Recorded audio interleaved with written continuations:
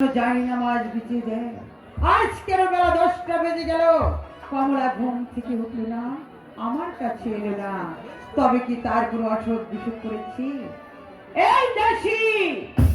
বেগম সাহেবা, আমাকে ডেকেছেন? হ্যাঁ দাসী, তোমাকে আমি ডেকেছি। কি হয়েছে বেগম সাহেবা? তুমি এই মুহূর্তে ছুটে যাও মা কমলার নিকট, যে দেখো তার কোনো অসুখ বিসুখ করলো কিনা। ঠিক আছে বেগম সাহেবা, আমি তাই দেখছি।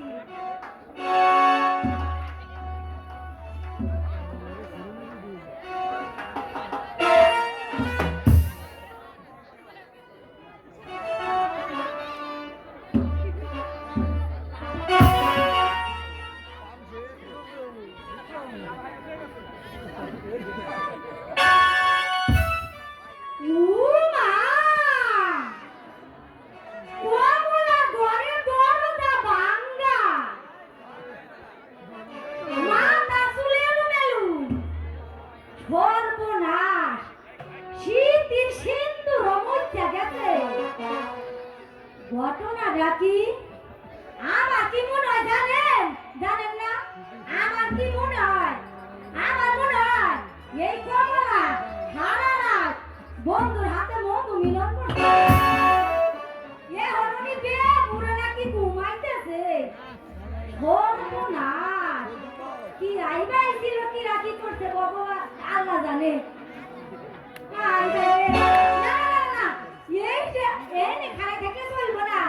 এই সংবাদটা বেগম সাহেবাকে দিয়ে তোমার এই সুখের ঘুম আজকে খারাপ। চিন্তা করো না খারাপ। ও বেগম সাহেবা! ও বেগম সাহেবা! কি হয়েছে দাসী? কি হয় নাই তাই কোন আপনি না? কি হয়েছে? সর্বনাশের মাথায় বাড়ি। সর্বনাশ! হাই হাই রে, কমলা রে, ঘরের দরজা একেবারে ফাঁকা ভাঙা। কিনা দিনে ভাঙি ভালাই দিছে। আর কি হয়েছে জানেন? কমলা না মাথা চুলে লোমেকু শীতের সিন্দুর মধ্যে গেছে। কমলা বিয়ে মুড়ে ঘুমাইতেছে। আমার কি মনটা কয় জানেন বেগম সাহেবা? কি বলে তোর মনে? ছোট মুখে বড় কথা বলতে হয় বেগম সাহেবা।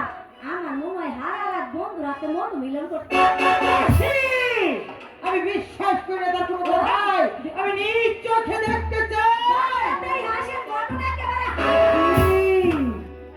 সত্যি তো, কমলার ঘরের দরজা ভাঙা। আমি ভিতরে যে দেখে নেব।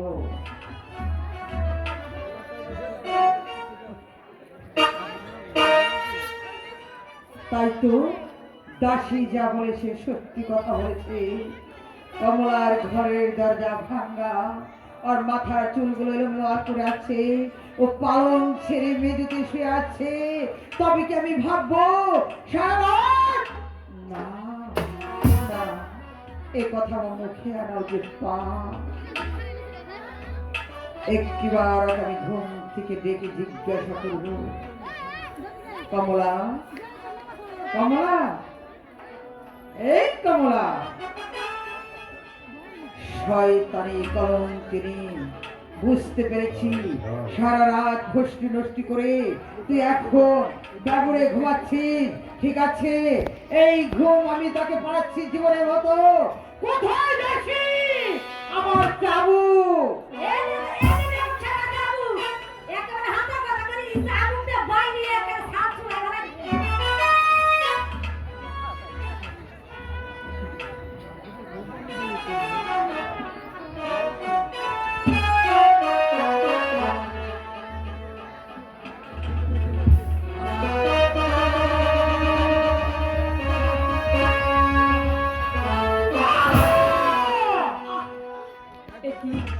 আমি যান, আপনি এসেছেন। আমি যান, কি হয়েছে? আমি এসেছি কিনা বুঝতে পারছিস না?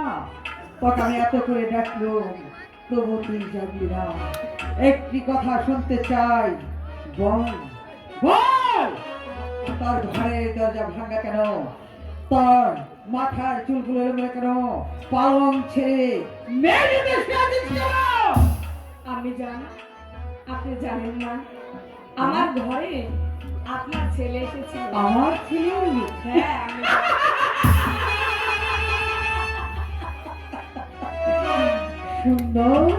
বলেছি শয়তানি কলঙ্কিনী।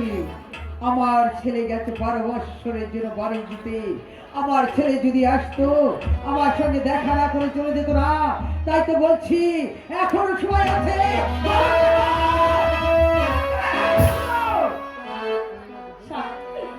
আমি জানি আপনি বিশ্বাস করুন, আমার ঘরে আপনার ছেলে এসেছিল। আবারও মিথ্যে কথা বলছি?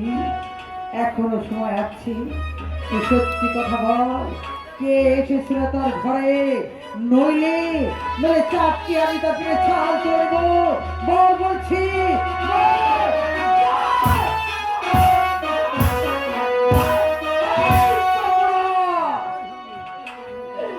বেরো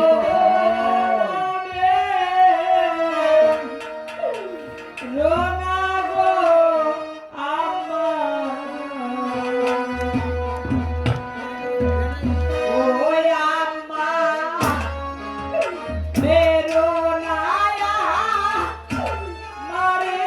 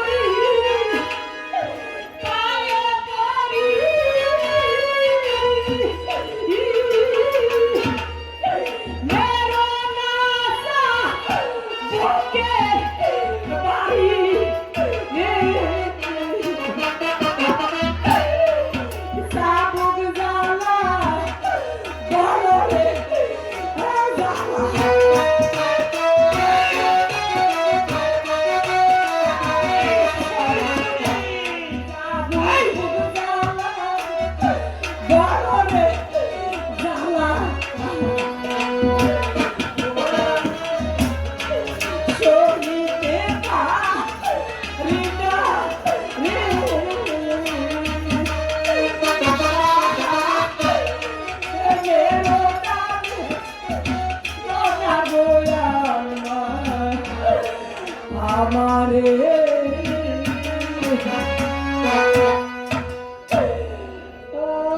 কমলা, এই কমলা, তোকে তোকে আমার বুকের মাঝে ঠাঁই দিয়েছি, তাই তো বলছি তুই আমার মেয়ের মতো। শুধু একটিবার তুই আমার কাছে খুলে বল, তার ঘরে কে এসেছিল বল না। এই কমলা, বল বল সোনামারি, আম্মা গো, আমি সত্যি করে বলছি আম্মা। বলো বলো আমার বলো, ঘরে কে এসেছিল? আপনার বল। ছেলে এসেছিল আম্মা। আমার মিথ্যা কথা! কলঙ্কিনী মুখী, তুই সত্যি কথা বলবি না, আমি বুঝতে পেরেছি। তাই তো কিছুক্ষণ আগে তুই তার সতীত্ব নিয়ে অনেক গর্ব করেছিলি যে আমি যদি সতী হই ওই আগুনে পুড়ে মরবো না। ঠিক আছে, আমি তোকে ওই জ্বলন্ত আগুনে পুড়িয়ে মারবো, না থাকবো তার সতী, না থাকবো তার দুর্গতি। আমি রাজ্যের বেগম, তাই তো বলছি শয়তানি কলঙ্কিনী পোড়ামুখী আমি তাকে কি করবো জানি? তোর কি বিচার, তোর কি বিচার হতে পারে? তোর বিচার হয়েছে একমাত্র প্রাণদণ্ড। না আপনি যান, আপনি আমাকে ক্ষমা করুন, আপনি যান। আমি সত্যি করে বলছি আপনি যান, আমার ঘরে আপনার ছেলে এসেছিল, আপনি যান। আবার আবার তুই মিথ্যে কথা বলছিস, শয়তানি পোড়ামুখী কলঙ্কিনী, মরে যাই, মরে যাই। এই! কে আছিস? জল্লাদকে পাঠিয়ে দে।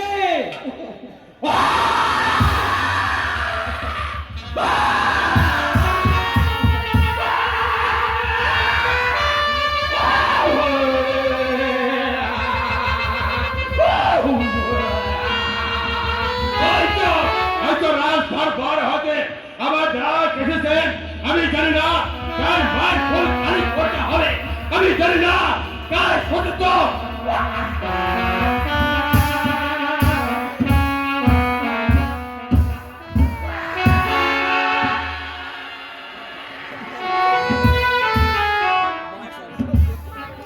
বেগম সাহেবা হঠাৎ আমার স্মরণ করেছেন। শোনো ঘাতক, এই মুহূর্তে এই কলঙ্কিনীকে শৃঙ্খলিত করে নিয়ে যে ওকে হত্যা করে আর রক্তে দেবে তুমি আমাকে। ঠিক আছে বেগম সাহেবা, আমি তাই করছি।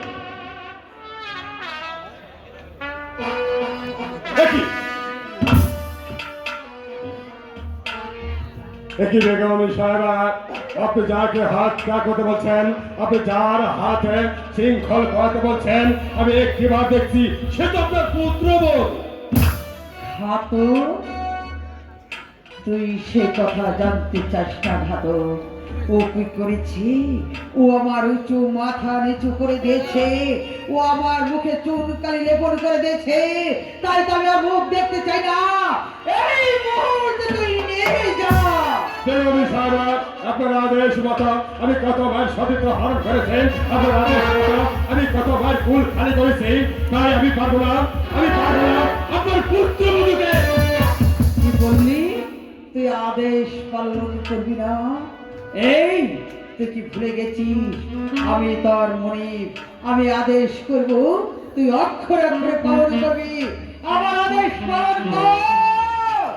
হ্যাঁ বেগম সাহেবা, আমি ভুলে যাইনি, কারণ আমি হচ্ছি ছোট জাত, আপনার হকে মাতো আমি কতবার সর্বনাশ করেছি, তাই আমি কিছুতেই আপনার পত্র পদকে আমি হাতে শৃঙ্খলে করবো না। তবে একটিবার আমি আপনাকে বলতে চাচ্ছি, এমন কি অন্যায় করেছে আপনার পুত্রবধূ, যার জন্য জল্লাদ হয়ে তার হাতে শৃঙ্খল পাড়াতে হবে। ঘাতক! বেগম সাহেবা, আমি তোর মনিব, তোর কাছে কৈফিয়ত দিতে রাজি নয়। আমার আদেশ যদি পালন না করিস, একটি কথা মনে রাখবি, আমি চাপিয়ে চাপিয়ে তোর পিঠের ছাল তুলে নিব এই মুহূর্তে। আমি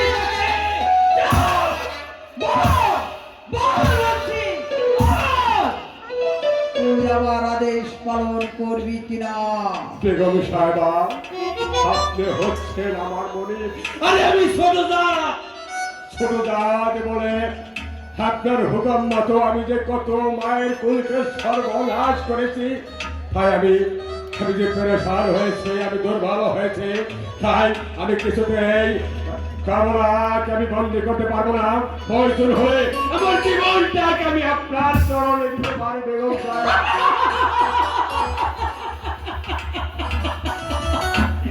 বুঝতে পেরেছি, সোজা কথায় কাজ হবে না, কথাটা একটু ব্যাখ্যা করে ঘোরাতে হবে। এই জাল্লা বেগম সাহেবা, তার পরিবার আছে, আছে বেগম সাহেবা, আছে তার বাল বাচ্চা আছে। আছে বেগম সাহেবা। তাহলে তো ভালোই হয়েছে। আমার আদেশ যদি পালন না করিস, তার পরিবারকে ধরে আনবো, তার বাল বাচ্চা ধরে এনে আমি বিনা কৈফিয়তে বিনা অনুমতিতে নির্বাচন করব। না না না বেগম সাহেবা, এ কথা আপনি করতে পারেন না, কারণ আমি যে আপনার হুকুমের চাকর হয়ে আপনার আদেশ মতো আমি যে কত কিছুই করেছি। পিতার সম্মানকে যদি কোনো সন্তানকে হত্যা করতে হয়, সে পিতাই জানে সন্তানের কি কথা।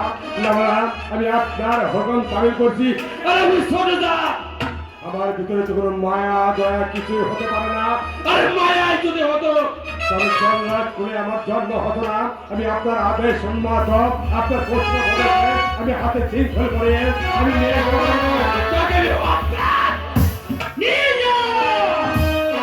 এই মুহূর্তে আমার সামনে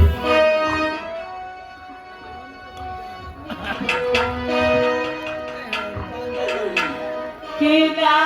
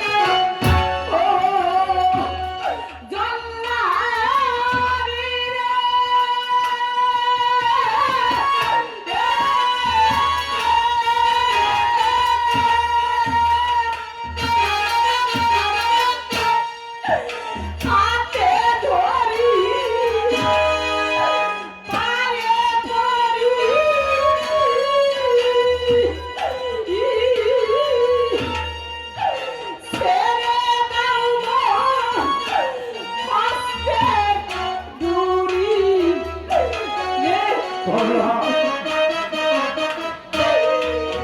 তুমি আমার ধর্মের গো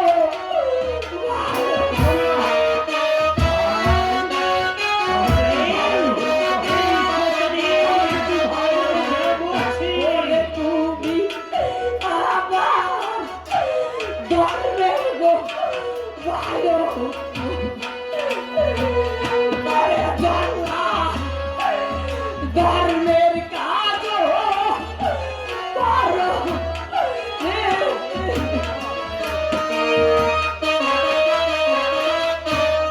কেনা আবাদো বাপলি রে জানলা আমারে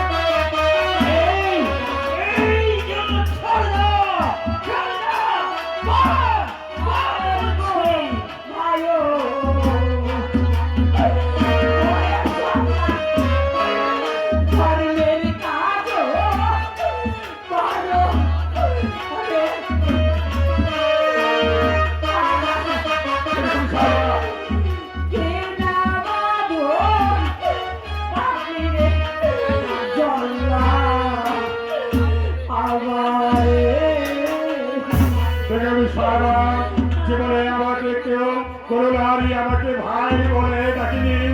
আজ আমি ছোট দাঁত, আমি জল্লাদ কমলা। কমলা যে আমাকে ভাই বলে ডাকছে, আমার মনে আনন্দ। এই আনন্দের মাঝে ভাই হয়ে আমি কি করে আমার মনের হাতে শৃঙ্খল পাওয়াতে পারি? বেগম সাহেব, আপনার হঠাৎ মতো আমি কত মেয়ের গর্ব নষ্ট করেছি। তাই শেষবারের মতো আমি আপনাকে এই জল্লাদ হয়ে অনুরোধ করে বলছি, আমার জীবনের বিনিময় হলো আমার বোন কমলাকে।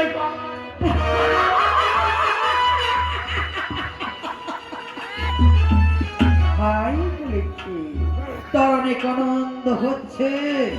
এই এই জল্লাদ, তুই জানিস ও আমার উঁচু মাথা নিচু করে দিচ্ছে, আমার বংশের মুখে কলঙ্ক লেখন করেছে। আমি জানতে চাই হয়তো তুই আর ঘরে এসেছিলি। না না না না, বেগম সাহেবা, আমি ছোট জাত হতে পারি, আমি কখনো বেইমানি হতে পারি না। আর আপনি যে কথা বলছেন, এই কথা আপনার কথা শুনলে সজাগ সে নিষ্ঠুরী দেবতা, এবং আপনি বিশ্বাস করতে পারেন আমি জল্লাদ কখনো বিশ্বাস করি না। আমার তো বোন কমলা এই কাজ করতে পারে।